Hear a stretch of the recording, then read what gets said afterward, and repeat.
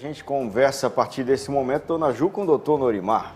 Exatamente, a gente vai conversar com esse querido aqui, vai falar um pouquinho da saúde dos olhos, mas antes vamos dar o boa tarde dele. Boa tarde, doutor Norimar. Seja muito bem-vindo à sala interativa, tudo bem? Boa tarde, Juliane. Boa tarde, Marcelo. Obrigado pela oportunidade de estar aqui. Eu trouxe um que presente para vocês. Ganhamos presente? Que são ovos. Olha aí. Já que a gente vai falar de saúde, eu trouxe ovos aqui, que são ovos produzidos pelo Joatan, Grande da Joatan. Associação dos Deficientes Visuais aqui do Pará. E que são ovos maravilhosos, fazem muito bem à saúde. Muito obrigada. São galinhas criadas da maneira tradicional. Eu experimentei sabor, Caipira, textura, ovos caipiras já estão sendo vendidos aí nas redes. Que No bacana. mercado. Eu estou aqui presenteando o programa de vocês aqui Muito com obrigado. uma Muito demonstração obrigada. de que vida saudável não está muito longe da gente, não. Maravilha. Muito obrigado, Posso doutor. deixar aqui? Pode. vai sentar Deixa eu em fazer o cima seguinte. Vou depois. pegar aí, porque eu tenho que deixar longe da Juliane, porque ela já quer se... Não, aí para é tudo dividir. divididinho, É meio a meio, ó, é? o doutor já Meio a falou. meio, né? Meio a meio. 15 ovos para tá? cada um. Adriano, pega Olha aqui. que maravilha. Agora, doutor, vamos Por começar obrigado. então falando sobre isso. Não tem como a gente ter uma vida saudável sem uma alimentação saudável. Não tem como ter vida saudável sem alimentação saudável. E quando a gente fala de saúde dos olhos, o olho, assim como a gente fala que o olho é a janela da alma, Sim. e é verdade, você olha para a expressão, para o olhar de uma pessoa, você sabe se ela está Bem. falando a verdade, se ela está bem, se ela está triste, se ela está deprimida, se ela está doente. Sim. Né? O olho também ele é uma expressão do organismo. Certo. E o organismo é uma expressão da vida como, que você leva como um todo. Então, Muito bem. sem uma alimentação, sem um dia a dia saudável, dificilmente o organismo tem saúde e os olhos também dificilmente vão ter saúde. Então, há muitas doenças oculares, eu vivo repetindo isso, que estão muito conectadas com condições gerais do organismo, principalmente com diabetes e pressão alta, hipertensão arterial Para sistêmica. quem não lhe conhece ainda, a gente está falando nesse momento para Tucuruí, através do SBT, Breu Branco também, novo repartimento, o senhor atende lá, Goianésia do Pará também através do SBT, mas através do Facebook, do YouTube e do Instagram, o mundo inteiro, né? Então, eventualmente, alguém que nos assista agora e ainda não lhe conheça, o senhor tem um Instituto de Medicina de Olhos aqui na nossa região, né? Sim, eu cheguei em Tucuruí, vai fazer 16 anos. A gente tem uma unidade no centro que está provisoriamente um pouco desativada por conta da situação da epidemia, mas vai voltar a atender. Temos lá na Vila Permanente, anexo ao Hospital IMIME, tem uma unidade de atendimento em repartimento e uma em Pacajá. Certo. São 4 unidades de atendimento. Certo. Agora, o senhor lançou no ano passado uma campanha que visava exatamente estimular a nossa consciência para uma vida mais saudável. Não especificamente só para essa questão da saúde dos olhos, mas para o contexto geral, global, quando a gente pensa em saúde. Ano passado o senhor lançou uma campanha, esse ano o senhor está lançando novamente. Estou lançando novamente porque desde que eu voltei para a carreira acadêmica, para a vida também como professor universitário, eu venho me preocupando muito com a questão da obesidade, hipertensão e diabetes. Só para vocês terem uma ideia, eu vou trazer dados. Né? O jornalismo vive de dados, o médico também vive de dados. Né? 50% das internações do SUS após os 40 anos de idade são decorrentes de complicações de diabetes e hipertensão. De cada 2 pacientes que são internados no SUS após os 40 anos, são complicações. Acidente vascular cerebral, infarto agudo do miocárdio, insuficiência renal e, às vezes, problemas oculares também, mas não causam internação. Então, o impacto na saúde pública do diabetes e da hipertensão é muito grande. Eu fiquei bastante feliz de ver o prefeito e o nosso secretário dando essa importância de reabrirem os postos de saúde, que é onde é feita a atenção básica à saúde, pois são exatamente nesse local que você controla pacientes hipertensos e diabéticos. Sim, é a porta de entrada, né? É a porta de entrada e você tem programas que controlam, que inclusive fazem a promoção, educação em saúde. Que a prevenção evita a prevenção aí, né, e, eventualmente, quando o paciente já necessita de medicação, é fundamental que ele tenha acesso à medicação para diabetes e para hipertensão nos próprios postos. Porque é fundamental que a gente faça a prevenção disso. O Covid está aí para mostrar isso para a gente. Eu posso estar um pouquinho errado, mas acredito que 68% das mortes em decorrência do Covid, da infecção pelo SARS-CoV-19, elas estão estritamente ligadas com pacientes hipertensos e diabéticos, muitos deles descontrolados. E sedentarismo então, também, né, doutor? O sedentarismo levando à hipertensão e ao diabetes, junto com uma alimentação. Então começa em você sendo sedentário, tendo uma má alimentação durante anos. Aí você começa a desenvolver complicações, diabetes e hipertensão. Anos depois de você viver com diabetes e hipertensão, você vai ter as complicações do diabetes e hipertensão. Infarto, insuficiência cardíaca, insuficiência renal. Se você for pegar insuficiência renal, salas de diálise, 80% das pessoas que estão lá são diabéticas e hipertensas. No dia em que nós conseguimos controlar hipertensão e diabetes, nós vamos derrubar violentamente o número de derrames cerebrais, de infarto agudo do miocárdio, de insuficiência cardíaca. Então nós precisamos ter uma política de prevenção muito séria nesse sentido. Eu trabalhei durante 8 anos na atenção básica à saúde antes de fazer a especialização em oftalmologia. Então é uma área que eu sempre fui encantado por ela e que eu vejo cada vez mais no consultório hoje a necessidade de a gente ter uma atenção básica à saúde muito, muito forte. No caso, o sedentarismo, ele já está muito presente na nossa sociedade. Aí vem a pandemia, onde a gente tem que ficar mais tempo em casa e a gente fica mais tempo em casa com esse aparelhinho aqui na mão, né? Geralmente com esse aparelhinho na mão e com uma alimentação desregulada.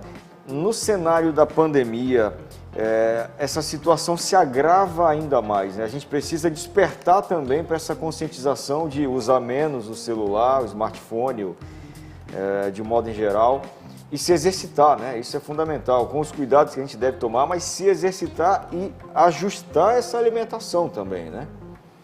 Sem dúvida nenhuma. E a gente vai ver os resultados de um ano de pandemia na piora das condições dos pacientes hipertensos diabéticos. Então, esse vai ser o ônus que a epidemia vai deixar a hora que ela for controlada. Ela vai deixar um ônus muito grande. Os pacientes que tiveram Covid e que ficaram sequelados, ou seja, não morreram, mas ficaram com complicações, com essas patologias mais agravadas. E o pior, que a gente não está vendo, né? Nós vamos ter um represamento de várias demandas de saúde que vão começar a surgir tão logo hospitais, etc., começam a abrir vagas novamente. Não sei se vocês viram em São Paulo, os grandes hospitais particulares de São Paulo, Hospital Sírio-Libanês, pedindo vaga para o Sistema Único de Saúde.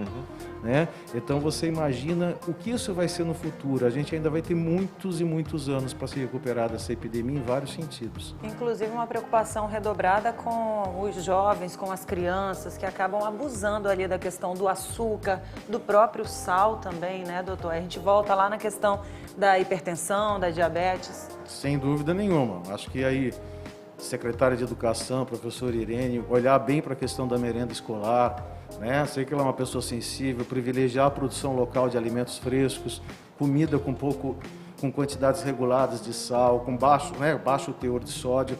A gente tem que tomar muito cuidado com as comidas processadas, as comidas do mundo moderno, elas são comidas rápidas. São feitas para rapidez, não são feitas para a saúde humana. Quanto mais natural, quanto mais in natura é o alimento, melhor para o organismo. Sim.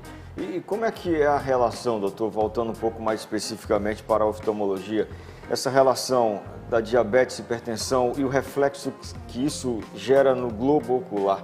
De que maneira isso se converte na prática?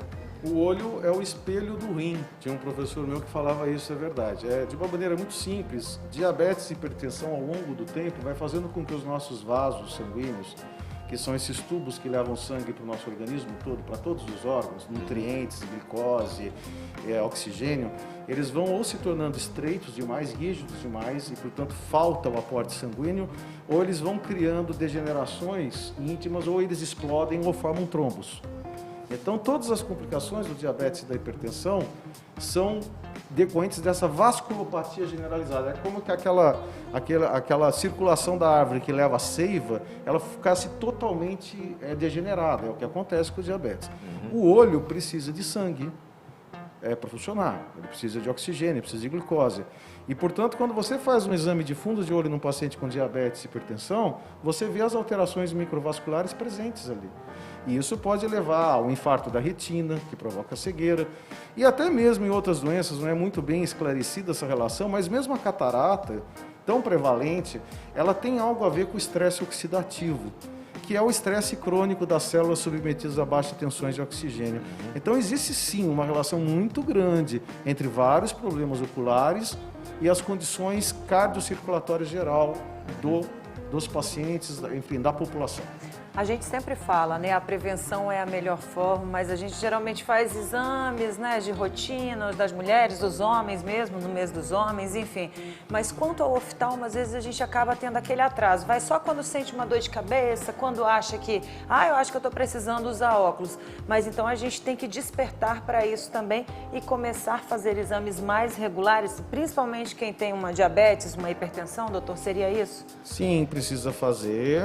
Dentro do próprio programa de diabetes e de hipertensão existe essa, digamos, é um guideline, né? Quer dizer, é um protocolo, que é o exame do fundo de olho, mas para isso a gente precisa ter um SUS forte, né? E uma das coisas que hoje eu penso em lutar pela região é trazer residência de oftalmologia para aqui, para a região, que eu acho que é a única maneira que a gente tem de oferecer serviços oftalmológicos em mais larga escala para a população.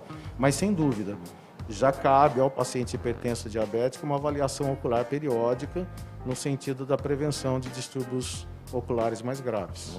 Se você não tem dúvida, não manda pergunta, mas se você tem, pode mandar 981540004, certo? A gente está aguardando. Se tiver alguma dúvida sobre saúde dos olhos, diabetes, hipertensão, doutor Norimar está com a gente aqui, né, dona Ju? É isso, a gente vai continuar esse bate-papo especial, doutor Mas tinha Norimar. mensagem aí pra gente. Tinha? Tinha. Então vamos lá. No geral, né? Não tinha, Adriano? Então vamos. Olha lá, a Marina tirou uma foto, inclusive na hora da conexão, ligada na sala interativa. Raimundo, olha, manda um alô para nós. Minha princesa está aniversariando hoje, 14 aninhos. Cibele, da Vila Muru. Estamos aqui assistindo vocês todos os dias. Parabéns. Olha, tem um vídeo para Cibele. Que beleza, hein?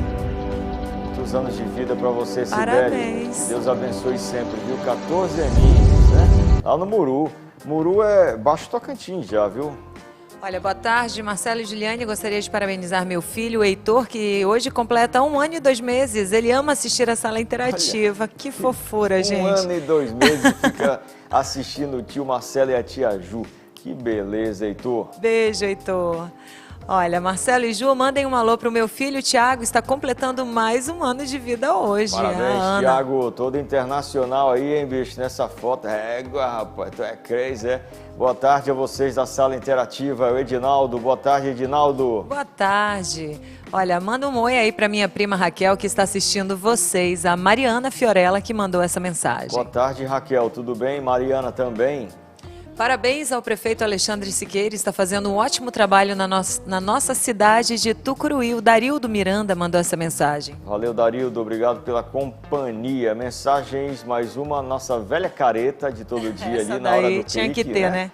Boa tarde, meus queridos, que Deus abençoe. Edna Amém. Freitas, do São Sebastião. Obrigado, Edna. Mais uma? A Rosália, boa tarde, Ju e Marcelo. Mandem um abraço para todos do bairro Beira Rio e as minhas filhas, Maria, Edilene, Edna e todos assistindo à sala interativa. Que beleza. Voltando aqui com o doutor Norimar. Doutor, a gente falou já em algum momento sobre a questão do uso de telas na pandemia, aumento do sedentarismo e tudo mais. Mas e o aumento do uso das telas e essa relação com a saúde dos olhos e das crianças também, né? Porque a criançada está assistindo aula na tela, no computador, onde tem, né? Está com o celular na mão, o tablet. Como é que fica essa questão da saúde dos olhos com tanta exposição às telas? Então, está aumentando o número de pacientes míopes, isso já é algo constatado cientificamente, uma tendência. Não sabemos quais são as repercussões que isso vai ter sobre a retina, sobre efeitos oxidativos no olho a longo prazo. Essa geração, de uma certa forma, ela está sendo, entre aspas, uma geração um pouco cobaia nesse sentido. Então, a gente precisa tomar um pouco de cuidado, a gente precisa maneirar, todo mundo, adultos e crianças. Agora, as crianças estão formando a sua sociabilidade. Esse período de epidemia está sendo extremamente estressante para a vida emocional e mental das crianças, dos idosos. E a gente precisa começar a conversar sobre isso e restringir o uso dessas telas. Tem um tempo mínimo para exposição a essas telas, doutor? Pelo menos uma orientação, o que seria, né, que a gente poderia sugerir aí aos pais para ter uma fiscalização mais intensa? Nós pais, né? Não conheço nenhum trabalho que fale sobre tempo mínimo, mas eu diria que o menor tempo possível. Né, e que a gente aprendesse a usar as telas da maneira melhor que ela tem, que é no sentido de informação de qualidade. Não de fake news, não de só de, né, mas assim, no sentido de a gente conseguir estudar através das telas. Isso é uma coisa que a epidemia vai trazer de bom para o sistema educacional. O que ela trouxe de ruim, ela já trouxe. As perdas para as crianças nesse último ano sem aula presencial são tremendas. A gente está dando aula na faculdade híbrida, um pouco presencial, mas aí estamos falando de pessoas adultos já formados. É diferente. Para as crianças, vai ser um período muito complicado de readaptação às escolas. É outro grande desafio que a gente vai ter pela frente, né, no setor da educação.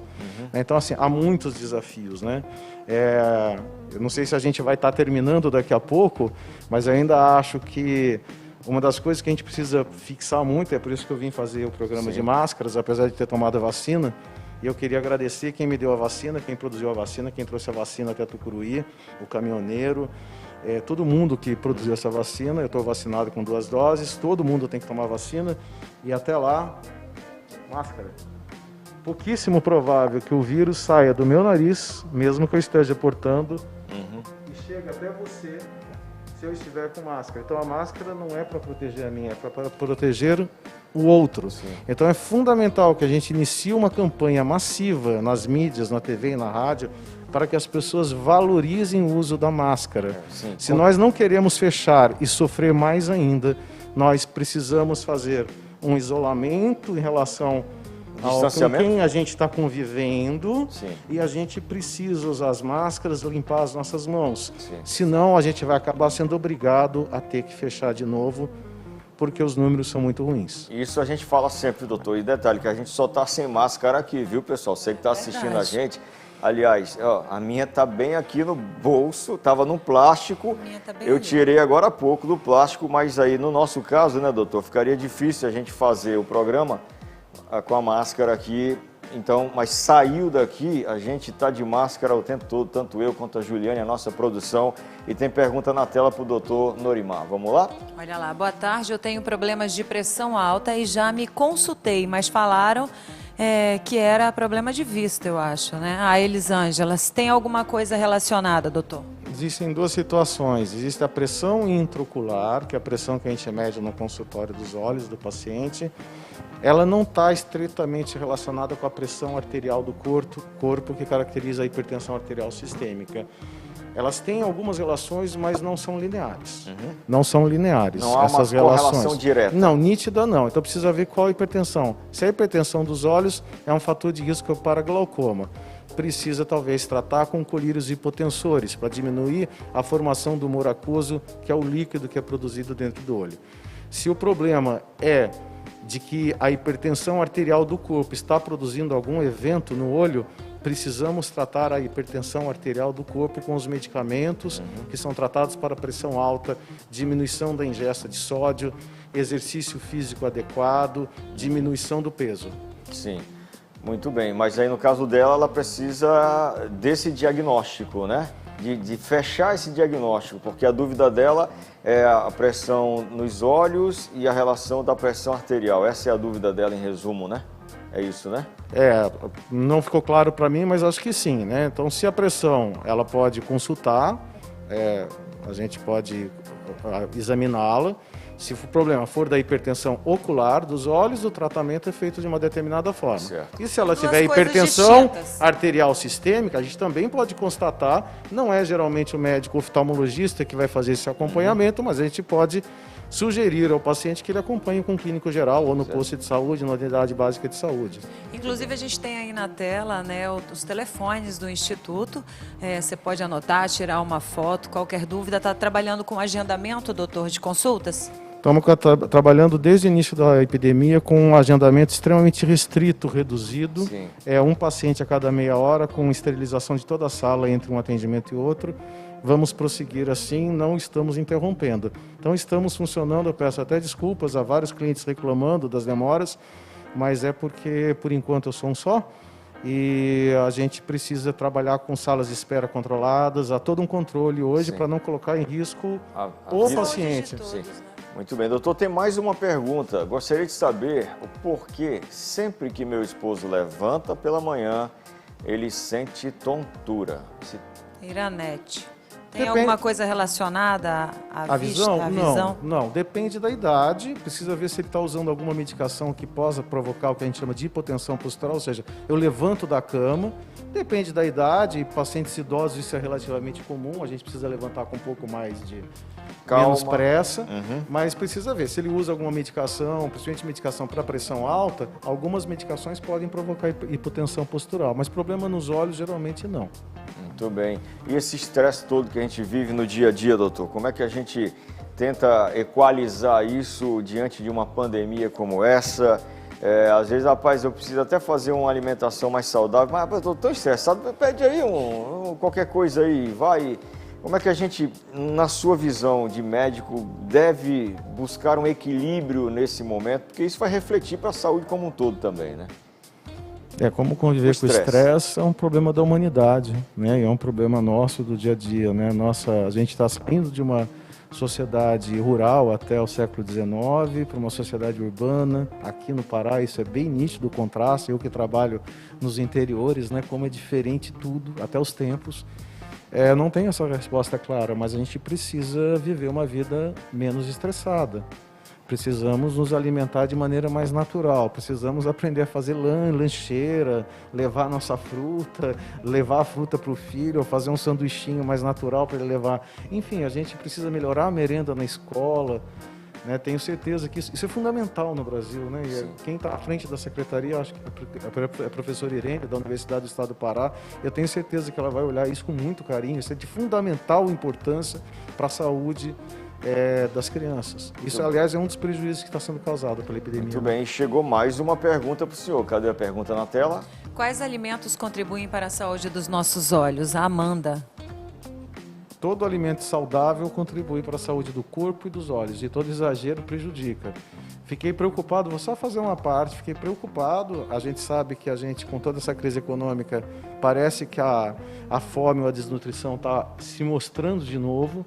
Eu atendi uma criança há cerca de 2 ou 3 semanas atrás e que eu desconfio que ela esteja com deficiência de vitamina A, que era uma coisa que eu não via há muitos anos. Porque para você ter deficiência de vitamina A, você precisa estar com uma ingesta muito pobre. Portanto, todas as iniciativas também de assistência social à população mais vulnerável precisam ser feitas agora, porque o olho, em situações extremas, você pode ter cegueira noturna, xeroftalmia, que são lesões de córnea grave. A gente não tem isso no Brasil já faz algum tempo, mas eu fiquei um pouco preocupado. Agora, todas as alimentações, o nosso açaí, a nossa, como é que chama?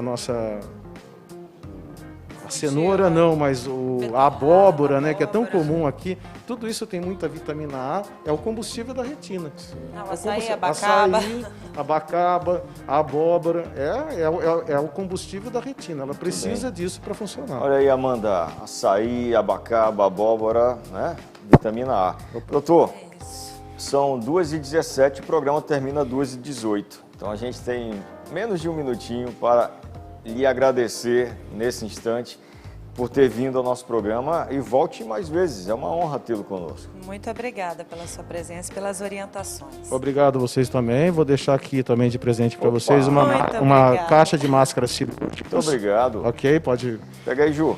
Vou deixar aqui do lado. Eu agradeço a oportunidade do programa. Espero que a gente possa ter fornecido informações importantes. E mais uma vez, obrigado. Um bom dia de trabalho para vocês. O senhor também, muito obrigado. Doutor Norimar conversou com a gente. Em breve ele volta. Pessoal, tchau, gente. Até amanhã. Até amanhã. Tchau, tchau.